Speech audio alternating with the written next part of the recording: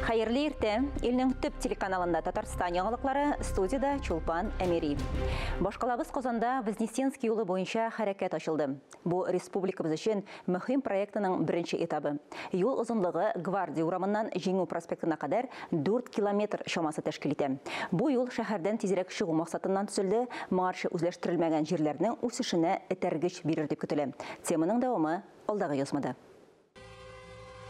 Вознесенский юлы бой тарихка ия булган Татарстан халкы өчен бик әһәмиятле объектларның берсе дип санала.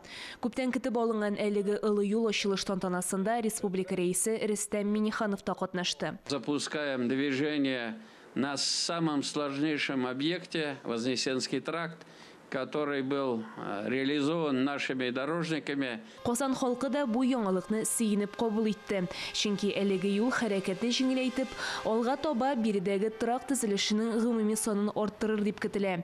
Әлеге катлаулы юл төзелешенең бәясе 13,4 миллиард сум тәшкил итте.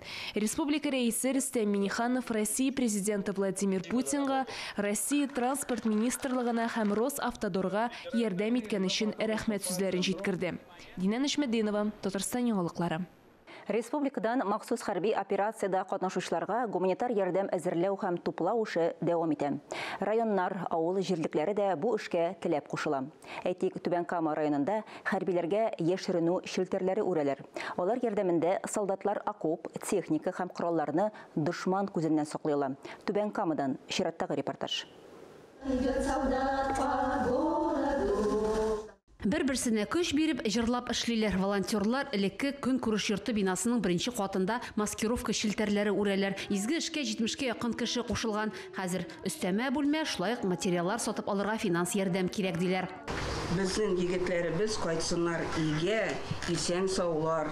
Эшнең туктаганы юк. Берәүләр кисә, икенчеләр үрә. Маскировка шелтәрләре ярдәмендә солдатлар окоп, техника һәм коралларны дошман күзеннән саклый алачак. Алгы сызыкта булган ир-егетләргә Түбән Камалар кулларыннан килгәнчә ярдәм итәләр. Гаилә үзәгенең ишекләре иртәнге 9-дан кичке 6-га кадәр ачык. Гөлия Нигъмәтуллина, Рафаэль Ракыйпов, Татарстан яңалыклары өчен Түбән Камадан. Инде ватаныбыз язмышына битараф булмаган кыюлык, батырлык күрсәтергә, ватаныбызны яклауга әзер булучыларны батыр контракт хезмәтенә кабул итү үзәгендә көтәләр. Ул бер тәрәзә принципы буенча эшли, бер тәүлек эчендә барлык документларны да рәсмиләштерергә мөмкин. Контракт буенча сорауларга 117 телефон номеры аша һәм махсус эшләнгән Татарстан геройлары сайтында җавап бирәләр.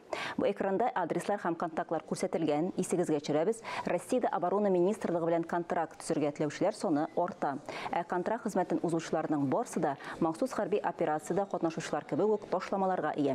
Контракт төзегәндә бер тапкыр түләнә торган акча күләме 195 мең сум, махсус операция зонасында булганда ай саен 204 мең сумнан башлап түләү каралган.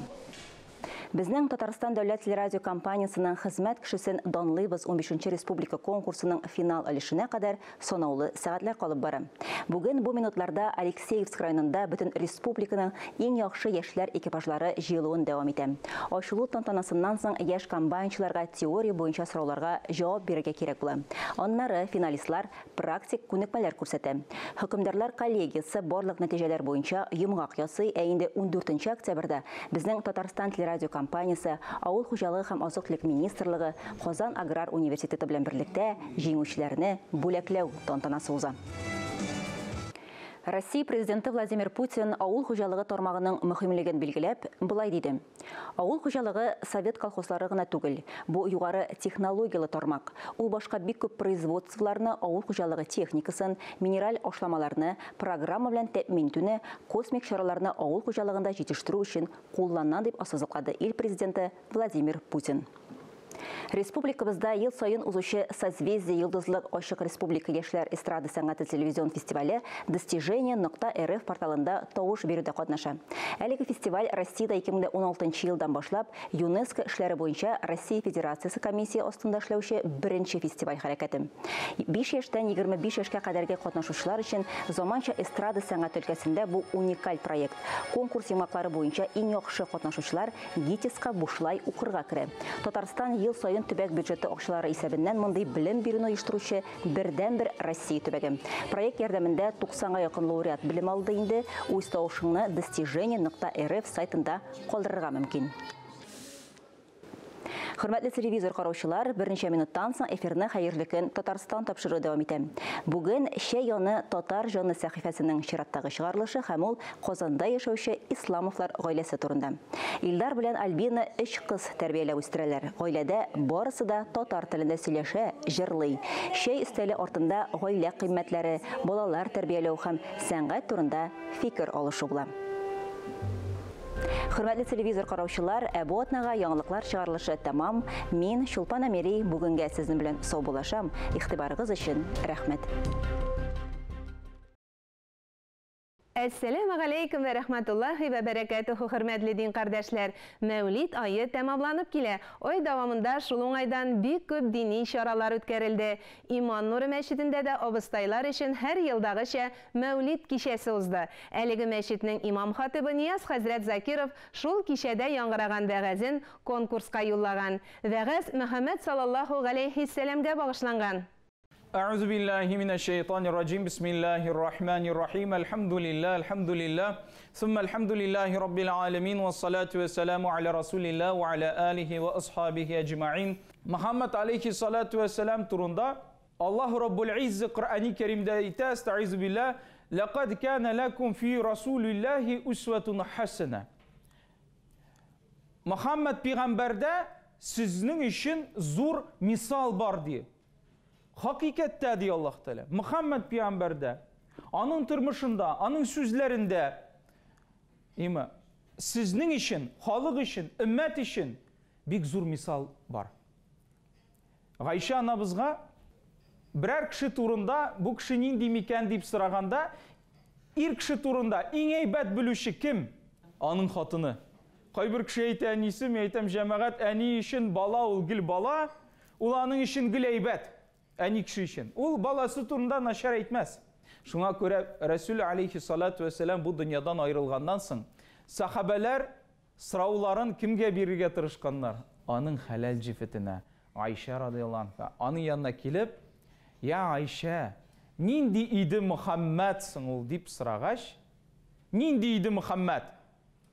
Айша набыз аларға жауап беріп, нәрсе айтты? "Сіз Құр'ан оқымайсыз ма дейді?" Құр'ан оқымайсыз ма дейсіз? Я Айша, нешегенде біз Құр'ан оқымайбыз? Күнде Құр'ан оқимыз. Енді 3 түн дегенде хатимнар шыққандар сахабалар. Har vaqt Құр'ан оқимыз біз дейлер. Жауабы не дейді? Кәна хулқухул Құр'ан. Аның ішкі дүниясы, аның әхлағы Құр'ан еді. Ол түрі Құр'ан еді, хұрмәтлі жамағат. Ол үйреткен динні сөздегіне қалмады. Бізде сөзде қала ол көп вақытта. Аның нәрсе еткен сөзі, аның тұрмышында кішілер аны көрділер, ол тұрмышында да шағылды. Шул хикмет. Рәсүлібіз, алейхиссалату вассалам, шунды емшақ кіші еді. Ғажайып аның әхлағы, аның хадисінде де өткен. Буисти улиутами ма макаримал ахлақ, нәрсе үшін жіберілді мен деген. Мен Аллах Тәала жіберді, әхлақның ең юғары дәрежесін көрсетірге. Рәсүл алейхиссалату вассалам дәуірінде ойлап қарағыз әлі, шундай пейғамбар келген, қатын қыздың дәрежесін бик зор юғары дәрежеге қойған. Аллаға шүкір, нинди рахатта яшейбіз біз қазір, хұрматлы жамағат. Нинди мәшітлер ішінде отырабыз біз бүгінгі күнде. Нинди ризықлар ашибыз біз бүгінгі күнде. Оқисың келсе оқы, ішлейсің келсе ішлә, тұрыш. İnşallah Rahman Muhammed aleyhissalatu vesselam terbiyelegen yoldan barırga barşabızga da nasip eylesin. La ilahe illa ente subhanek inna kunna minaz zalimin. Barşa maqtavlar, hamd seneler yoktan bar kıluşu, şuşu dünyanı yaratuşu, o hem de şuşu dünyaya bizlerini, kişilerini halife patşa ittirip koyuşu. Allah subhanahu ve teala'ya işsiz şiksiz rahmetleri bir şükranaları biz bulsun. O hem de şuşu dünyaya, dünya mektebine bizge ruhi ıstaz bulup jiberilgen, din sabakların üretken, yaktı yolunu kursetken, süyüklü peygamberimiz Muhammed Mustafa sallallahu aleyhi ve sellem'nin ruhlarına, ruh şeriflerine, barşabızның dualarımız, salavatlarımız erişsin. Барыгызга да исәнлек саулык теләп бүгенгә сау булашам. Исән имин булыгыз. Әссәламу алейкум вә рахматуллахи вә бәрәкәтүһү.